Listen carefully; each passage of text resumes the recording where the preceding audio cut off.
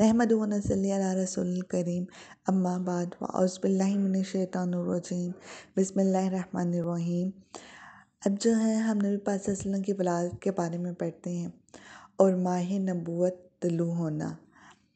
حضرت ابن عباس رضی اللہ تعالیٰ عنہ کہتے ہیں کہ نبی اکرم صلی اللہ علیہ وآلہ وسلم اس دنیا میں تشریف لائے تو آپ کی انوال نال کٹی ہوئی تھی۔ انوال نال کو بچہ پیدا ہونے کے بعد دایا کاٹتی ہے۔ آپ ختنہ شدہ پیدا ہوئے۔ عبد المطلب یہ دیکھ کر بے حد حیران ہوئے اور خوش بھی۔ وہ کہا کرتے تھے میرا بیٹا نرالی شان کا ہوگا۔ آپ کی پیدائش سے پہلے مکہ کے لوگ خشحالی اور قحط کا شکار تھے، لیکن جو ہی آپ کی دنیا میں تشریف لانے کا وقت قریب آیا، بارشیں شروع ہو گئیں، خشکسالی دور ہو گئی، درخت ہرے بھرے ہو گئے اور پھولوں سے لد گئے۔ زمین پر سبزہ ہی سبزہ نظر آنے لگا۔ پیدائش کے وقت آپ اپنے ہاتھوں پر جھکے ہوئے تھے، سر آسمان کی طرف تھا۔ ایک روایت کے الفاظ یہ ہیں کہ آپ گھٹنوں کے بل جھکے ہوئے تھے، مطلب یہ کہ سجدے کی سی حالت میں تھے۔ آپ کی مٹھی بند تھی اور شہادت کی انگلی اٹھی ہوئی تھی، جیسے کہ ہم نماز میں اٹھتے ہیں۔ حضرت اکرم صلی اللہ علیہ وسلم فرماتے ہیں جب میری والدہ نے مجھے جنم دیا تو ان سے ایک نور نکلا، اس نور سے شام کے محلات جگمگا اٹھے۔ آپ صلی اللہ علیہ وسلم کی والدہ سیدہ آمنہ فرماتی ہیں محمد مصطفیٰ صلی اللہ علیہ وسلم کی پیدائش کے وقت ظاہر ہونے والا نور کی روشنی میں مجھے بصرہ میں چلنے والے اونٹوں کی گردنیں تک نظر آئیں۔ علامہ سہلی رحمہ اللہ نے لکھا ہے کہ جب آپ پیدا ہوئے تو آپ نے اللہ کی تعریف کی۔ ایک روایت میں یہ الفاظ آئے ہیں اللہ اکبر کبیرہ والحمد للہ کثیرہ وسبحان اللہ بکرۃ واصیلا۔ اللہ تعالیٰ سب سے بڑا ہے، اللہ تعالیٰ کی بے حد تعریف ہے اور میں صبح و شام اللہ کی پاکی بیان کرتا ہوں۔ آپ کی ولادت کس دن ہوئی؟ اس بات پر سب کا اتفاق ہے، وہ پیر کا دن تھا۔ آج صبح فجر طلوع ہونے کے وقت دنیا میں تشریف لائے۔ تاریخ پیدائش کے سلسلے میں بہت سے قول ہیں۔ ایک روایت کے مطابق آپ 12 ربیع الاول کو پیدا ہوئے، ایک روایت 8 ربیع الاول کی ہے، ایک روایت 2 ربیع الاول کو پیدا ہوئے۔ اس سلسلے میں اور بھی بہت سی روایات ہیں۔ زیادہ مورخین یعنی لکھنے والے جو کہتے ہیں، ان کا خیال ہے کہ آپ 8 ربیع الاول کو پیدا ہوئے۔ تقویم کے طریقے کے حساب سے جب تاریخ نکالی گئی تو 9 ربیع الاول نکلی۔ مطلب یہ کہ اس بارے میں بالکل صحیح بات کسی کو معلوم نہیں۔ اس پر سب کا اتفاق ہے کہ مہینہ ربیع الاول کا تھا اور دن پیر کا۔ یہ بھی کہا جاتا ہے کہ آپ کو پیر کے دن ہی نبوت ملی، پیر کے روز ہی آپ نے مدینہ منورہ کی طرف ہجرت کی اور پیر کے روز ہی آپ کی وفات ہوئی۔ آپ عام الفیل میں پیدا ہوئے، یعنی ہاتھیوں والا سال میں۔ اس سال میں ہاتھیوں والا سال اس لیے کہا جاتا ہے کہ ابرہہ نے ہاتھیوں کے ساتھ مکہ مکرمہ پر چڑھائی کی تھی۔ آپ کی پیدائش اس واقعے کے کچھ ہی دن بعد ہوئی تھی۔ واقعہ کچھ اس طرح ہے، ابرہہ یمن کا عیسائی حاکم تھا۔ حج کے دنوں میں اس نے دیکھا کہ لوگ بیت اللہ کا حج کرنے جاتے ہیں۔ اس نے اپنے لوگوں سے پوچھا یہ لوگ کہاں جاتے ہیں؟ اسے جواب ملا بیت اللہ کا حج کرنے کے لیے مکہ جاتے ہیں۔ اس نے پوچھا بیت اللہ کس جگہ کا بنا ہوا ہے؟ اسے بتایا گیا پتھروں کا ہے۔ اس نے پوچھا اس کا لباس کیا ہے؟ بتایا گیا ہمارے ہاں سے جو دھاری دار کپڑا جاتا ہے اس سے اس کی پوشاک تیار ہوتی ہے۔ ابرہہ عیسائی تھا۔ ساری بات سن کر اس نے کہا مسیح کی قسم میں تم لوگوں کے لیے اس سے اچھا گھر تعمیر کروں گا۔ اس طرح اس نے سرخ، سفید، زرد اور سیاہ پتھروں سے ایک گھر بنوایا، سونے اور چاندی سے اس کو سجایا، اس میں کئی دروازے رکھوائے، اس میں سونے کے پترے جڑوائے، اس کے درمیان میں جواہر لگوائے، اس مکان میں ایک بڑا سا یاقوت لگوایا، پردے لگوائے، وہاں خوشبوئیں سلگانے کا انتظام کیا، اس کی دیواروں پر اس قدر مشک ملایا جاتا تھا کہ وہ سیاہ رنگ کی ہو گئیں، یہاں تک کہ جواہر بھی نظر نہیں آتے تھے۔ پھر لوگوں سے کہا اب تمہیں بیت اللہ کا حج کرنے کے لیے مکہ جانے کی ضرورت نہیں رہی، میں نے یہیں تمہارے لیے بیت اللہ بنوا دیا ہے، لہٰذا اب تم اس کا طواف کرو۔ اس طرح کچھ قبائل کئی سال تک اس کا حج کرتے رہے، اس میں اعتکاف کرتے رہے، حج والے مناسک بھی یہیں ادا کرتے رہے۔ عرب کے ایک شخص نفیل خشمی سے یہ بات برداشت نہ ہو سکی۔ وہ اسی مصنوعی خانہ کعبہ کے خلاف دل ہی دل میں کڑتا رہا۔ آخر اس نے دل میں ٹھان لی کہ وہ ابرہہ کی اس مرد کو گندا کر کے چھوڑے گا۔ پھر ایک رات اس نے چوری چھپے بہت سی گندگی اس میں ڈال دی۔ ابرہہ کو معلوم ہوا تو سخت غضبناک ہوا، کہنے لگا یہ کارروائی کسی عرب نے اپنے کعبہ کے لیے کی ہے، میں اسے ڈھا دوں گا، اس کا ایک ایک پتھر توڑ دوں گا۔ اس نے شام و حبشہ کو یہ تفصیلات لکھ دیں۔ اس نے درخواست کی کہ وہ اپنے ہاتھی بھیج دیں۔ اس ہاتھی کا نام محمود تھا۔ یہ اس قدر بڑا تھا کہ اپنا بڑا ہاتھی روئے زمین پر دیکھنے میں نہیں آتا تھا۔ جب ہاتھی اس کے پاس پہنچ گیا تو وہ اپنی فوج لے کر نکلا اور مکہ کا رخ کیا۔ یہ لشکر جب مکہ کے قرب و جواہر میں پہنچے تو ابرہہ نے فوج کو حکم دیا کہ ان لوگوں کے جانور لوٹ لیے جائیں۔ اس کے حکم پر فوجیوں نے جانور پکڑ لیے۔ ان میں عبد المطلب کے اونٹ بھی تھے۔ نوفیل بھی اس لشکر میں ابرہہ کے ساتھ موجود تھا اور یہ عبد المطلب کا دوست تھا۔ عبد المطلب اس سے ملے، اونٹوں کے سلسلے میں بات کی۔ عبد المطلب نبی پاک صلی اللہ علیہ وسلم کے دادا تھے۔ نوفیل نے ابرہہ سے کہا، قریش کے سردار عبد المطلب اب ملنا چاہتا ہے۔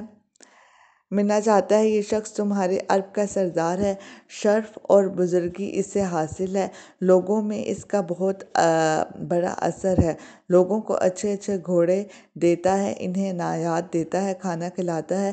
یہ گویا عبد المطلب کا تعارف تھا۔ ابرہہ نے انہیں ملاقات کے لیے بلا لیا۔ ابرہہ نے ان سے پوچھا، بتائیے آپ کیا چاہتے ہیں؟ انہوں نے جواب دیا، میں چاہتا ہوں کہ میرے اونٹ مجھے واپس دے دیے جائیں، یعنی میرے اونٹ مجھے مل جائیں۔ ان کی بات سن کے ابرہہ بہت حیران ہوا۔ اس نے کہا، مجھے تو بتایا گیا تھا کہ آپ عرب کے سردار ہیں، بہت عزت اور بزرگی کے مالک ہیں، لیکن لگتا ہے مجھ سے غلط بیانی کی گئی ہے، کیونکہ میرا خیال تھا آپ مجھ سے بیت اللہ کے بارے میں بات کریں گے، جس کو میں گرانے آیا ہوں اور جس کے ساتھ آپ سب کی عزت وابستہ ہے، لیکن آپ نے تو سرے سے اس کی بات ہی نہیں کی اور اپنے اونٹوں کا رونا لے کر بیٹھ گئے۔ یہ کیا بات ہوئی؟ اس بات کو سن کر عبد المطلب بولے، آپ میرے اونٹ مجھے واپس دے دیں، بیت اللہ کے ساتھ جو چاہیں کریں، اس لیے کہ اس گھر کا ایک پروردگار ہے، وہ خود ہی اس کی حفاظت کرے گا، مجھے اس کے لیے فکر مند ہونے کی ضرورت نہیں۔ ان کی بات سن کے ابرہہ نے حکم دیا، ان کے اونٹ واپس دے دیے جائیں۔ جب انہیں ان کے اونٹ واپس مل گئے تو انہوں نے ان کے سموں پر چمڑے چڑھا دیے، ان پر نشان لگا دیے، انہیں قربانی کے لیے وقف کر کے حرم میں چھوڑ دیا تاکہ پھر کوئی انہیں پکڑ لے تو حرم کا پروردگار ان پر غضبناک ہو۔ پھر عبد المطلب ہرا پہاڑ پر چڑھ گئے۔ ان کے ساتھ ان کے کچھ دوست تھے۔ انہوں نے اللہ سے درخواست کی، اے اللہ، انسان اپنے سامان کی حفاظت کرتا تو اپنے سامان کی حفاظت کر۔ ادھر سے ابرہہ نے اپنا لشکر لے کر آگے بڑھا۔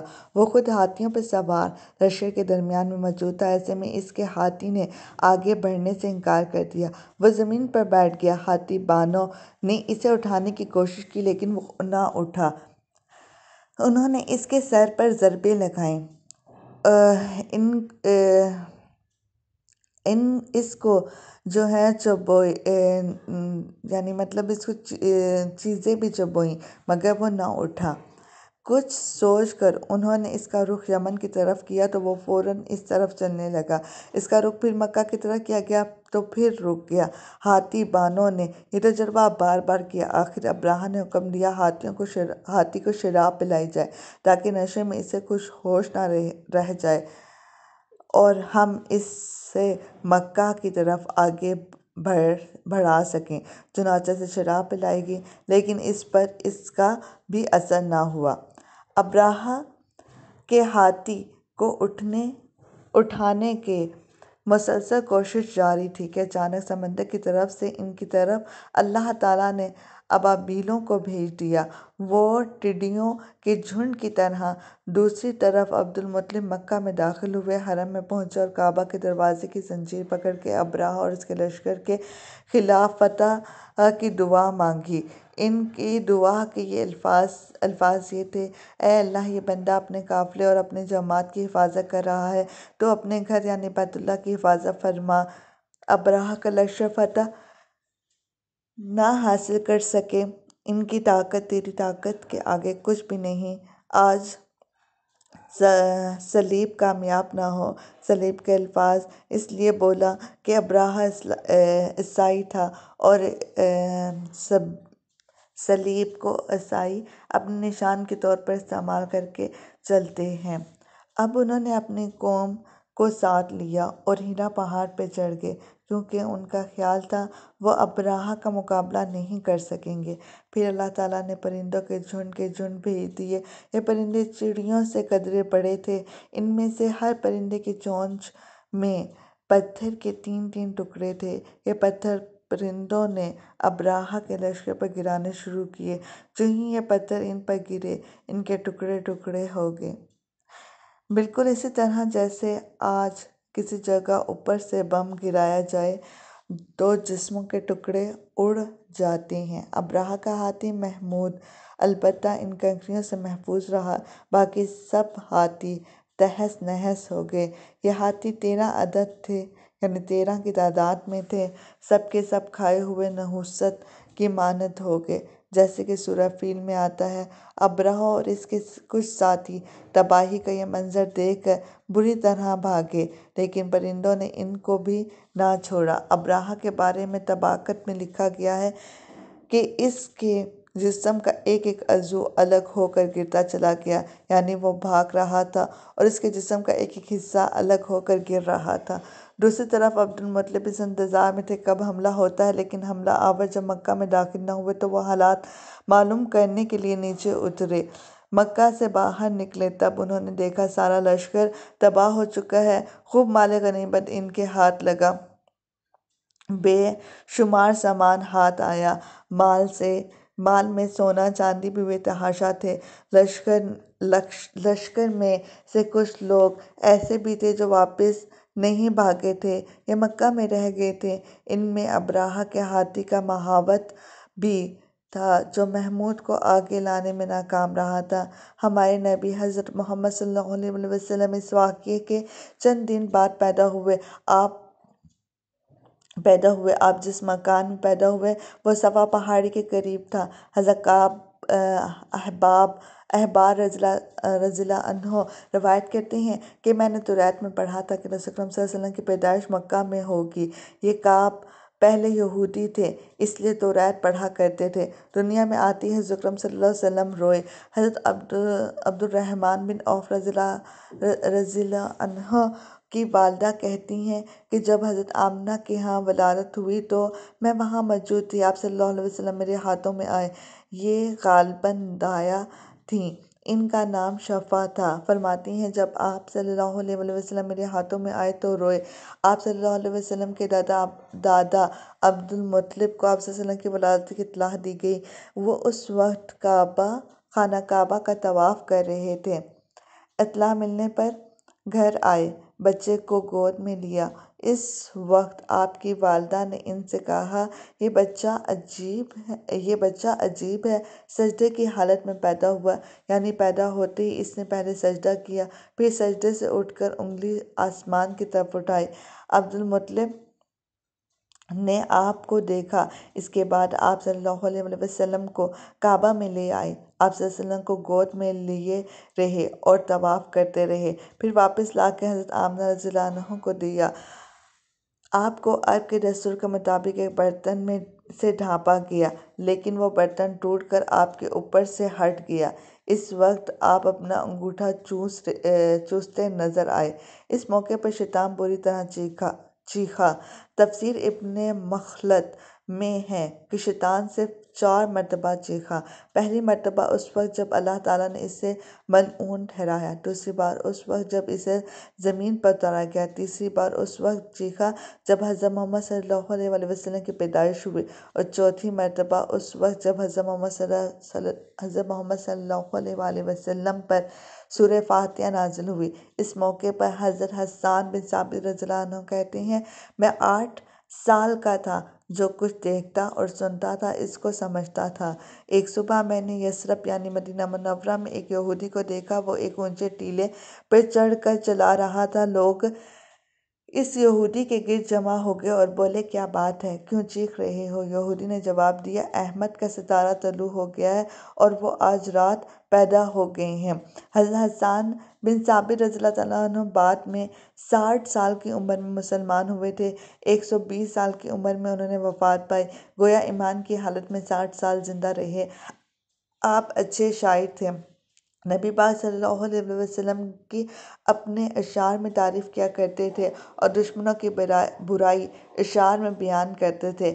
غزوات کے موقع پر اشعار کے ذریعے مسلمانوں کو جوش دلاتے تھے، اسی بنا پر انہیں شاعر رسول کا خطاب ملا تھا۔ حضرت کعب احباب رضی اللہ عنہ فرماتے ہیں کہ میں نے تورات میں پڑھا تھا کہ اللہ تعالیٰ نے حضرت موسیٰ علیہ السلام کو حضرت محمد صلی اللہ علیہ وسلم کی ولادت کے وقت کی خبر دے دی تھی۔ حضرت موسیٰ علیہ السلام نے اپنی قوم بنی اسرائیل کو اس کی اطلاع دے دی تھی۔ اس سلسلے میں انہوں نے فرمایا تھا، تمہارے نزدیک وہ مشہور چمکدار ستارہ ہے، جب وہ حرکت میں آئے گا تو وہی وقت رسول اکرم صلی اللہ علیہ وسلم کی پیدائش کا ہوگا۔ یہ خبر بنی اسرائیل کے علماء ایک دوسرے کو دیتے چلے آئے تھے، اور اس طرح بنی اسرائیل کو بھی حضرت اکرم صلی اللہ علیہ وسلم کی ولادت کا وقت یعنی اس کی علامت معلوم تھی۔ حضرت عائشہ رضی اللہ عنہا فرماتی ہیں، ان سے روایت ہے کہ ایک یہودی عالم مکہ میں رہتا تھا۔ جب وہ رات آئی جس میں حضرت اکرم صلی اللہ علیہ وآلہ وسلم پیدا ہوئے تو وہ قریش کی ایک مجلس میں بیٹھا تھا۔ اس نے کہا، کیا تمہارے ہاں آج کوئی بچہ پیدا ہوا ہے؟ لوگوں نے کہا، ہمیں تو معلوم نہیں۔ اس پر اس یہودی نے کہا، میں جو کچھ کہتا ہوں اسے اچھی طرح سن لو۔ آج اس امت کا آخری نبی پیدا ہو گیا ہے، اور قریش کے لوگوں، وہ تم میں سے ہے یعنی وہ قریشی ہے۔ اس کے کندھے کے پاس ایک علامت ہے یعنی مہر نبوت، اس میں بہت زیادہ بال ہیں یعنی گھنے بال ہیں، اور یہ نبوت کا نشان ہے، نبوت کی دلیل ہے۔ اس بچے کی ایک علامت یہ ہے کہ وہ 2 رات تک دودھ نہیں پیے گا۔ ان باتوں کا ذکر اس کی نبوت کی علامت کے طور پر پرانی کتب میں موجود ہے۔ علامہ ابن حجر نے لکھا ہے کہ یہ بات درست تھی، آپ صلی اللہ علیہ وسلم نے 2 دن تک دودھ نہیں پیا تھا۔ یہودی عالم نے جب یہ بات بتائی تو لوگ وہاں سے اٹھ گئے۔ انہیں یہودی کی بات سن کر بہت حیرت ہوئی تھی۔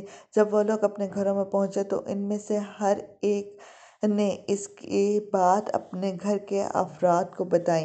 عورتوں کو چونکہ حضرت آمنہ کے ہاں بیٹا پیدا ہونے کی خبر ہو چکی تھی، اس لیے انہوں نے اپنے مردوں کو بتایا، ذرا چل کر مجھے وہ بچہ دکھاؤ۔ لوگ اسے ساتھ لیے حضرت آمنہ رضی اللہ عنہ کے گھر کے باہر آئے، ان کے بچہ دکھانے کی درخواست کی۔ آپ نے بچے کو کپڑے سے نکال کر انہیں دے دیا۔ لوگوں نے آپ کے کندھے پر سے کپڑا ہٹایا۔ یہودی کی نظر جوں ہی مہر نبوت پر پڑی، وہ فوراً بے ہوش ہو کر گر پڑا۔ اسے ہوش آیا تو لوگوں نے اس سے پوچھا، تمہیں کیا ہو گیا تھا؟ جواب میں اس نے کہا، میں اس غم سے بے ہوش ہوا تھا کہ میری قوم میں سے نبوت ختم ہو گئی۔ اے قریشیو، اللہ کی قسم، یہ بچہ تم پر زبردست غلبہ حاصل کرے گا اور اس کی شہرت مشرق سے مغرب تک پھیل جائے گی۔ سبحان اللہ۔